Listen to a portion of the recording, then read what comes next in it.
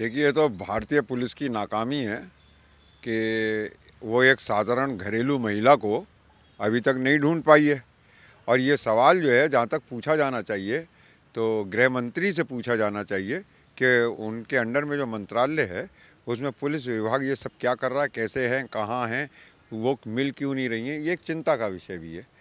और मेरे भी एक दोस्त हैं, उन्होंने बड़ी खूबसूरत बात कही कि भाई गृह मंत्री खुद मार रहा है तो उसने रास्ता बता दिया होगा कहाँ फरारी काटनी है। तो मुझे लगता तो नहीं, लेकिन हो सकता है कि गृह मंत्री ने खुद मदद कर दी हो। तड़ी पारी में उसको भी बहुत सारे रास्ते पता चल गए थे। तो नूपुर शर्मा के बारे में अगर जानकारी करनी है तो चाहे पुलिस करे चाहे आप करें, गृह मंत्री से कर लीजिए, पता चल जाएगा।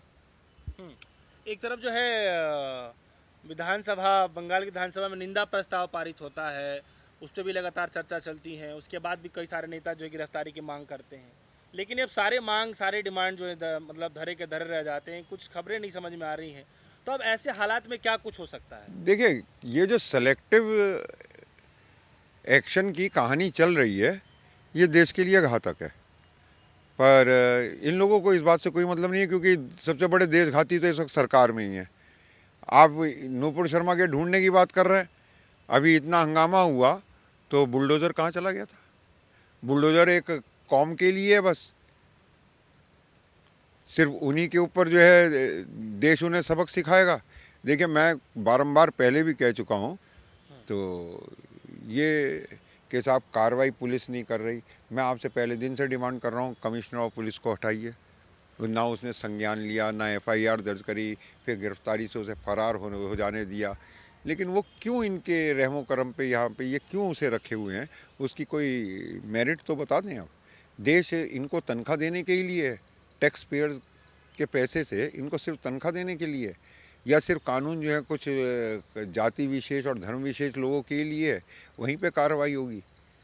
तो ये जो बनिया और ब्राह्मण ग्रुप है जो देश के अंदर बदअमनी फैला रहा है और आर्थिक लूट कर रहा है, तो इनके ऊपर भी कार्रवाई होनी चाहिए, नहीं तो देश के लिए खतरा है। बार बार पुलिस ढूंढ रही है, घर तक पहुंच रही है, लेकिन नुपुर शर्मा फरार पता नहीं चल रहा है। अब आगे क्या? तो ऐसे लोग कहाँ गायब हो जाते हैं, कहाँ चले जाते हैं कि पुलिस भी नहीं ढूंढ पाती, ये एक हैरत की बात होती है। पुलिस से पूछिए, गृह मंत्री से पूछिए, इस बारे में मैं क्या कह सकता हूँ।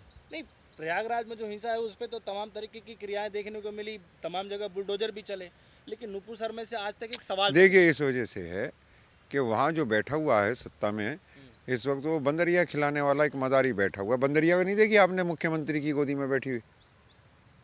तो वो महाराज हैं, अब राजा बन गए। उन्हें राजधर्म का पता ही नहीं है, उन्हें अपने ही धर्म का नहीं पता है, तो राजधर्म का क्या पता होगा? तो वो उन्हें राजधर्म का नहीं पता है। इलाहाबाद में उन्होंने कहा चलाओ बुलडोज़र।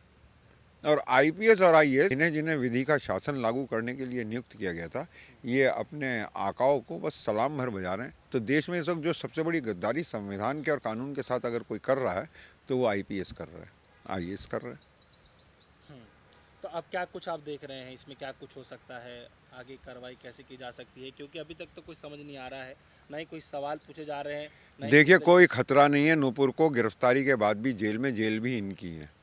लेकिन ये इन्होंने ईगो का प्रश्न बना लिया है कि चाहे पूरी दुनिया में भारत के राजदूतों को बुला के उनको धिक्कारा जाए, उनसे सवाल पूछे जाएं, उस बात से अभी इन्हें कोई फ़र्क नहीं पड़ता। तो ये दुकानदार लोग हैं, इनका नैतिकता से कोई लेना देना नहीं और शर्म से कोई लेना देना नहीं है।